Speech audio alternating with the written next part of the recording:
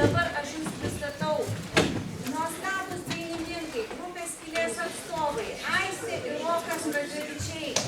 Jums!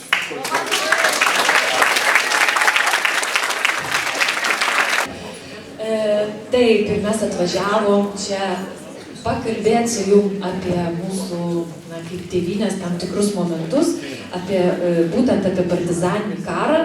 Jūs apie jį tikrai žinote, tačiau mes kalbėsim apie jį per savo dainas, nes mes esam sukūrę albumą, kurį skyrėm partizanam, jis vadinasi Broliai. Ir taip va, su savo dainom ir tam tikrais momentais partizaninio karo taip ir praleisim šitą valandą.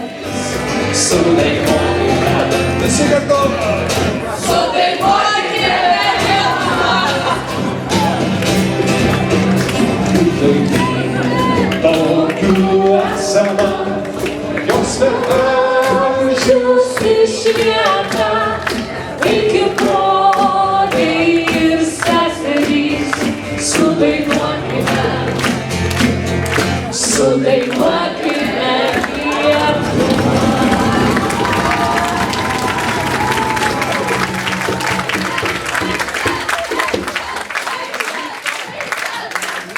Ačiū Jums, kad atėjote. Ar patiko Jums nors kiek? Tai tada iki naujų susitikimų.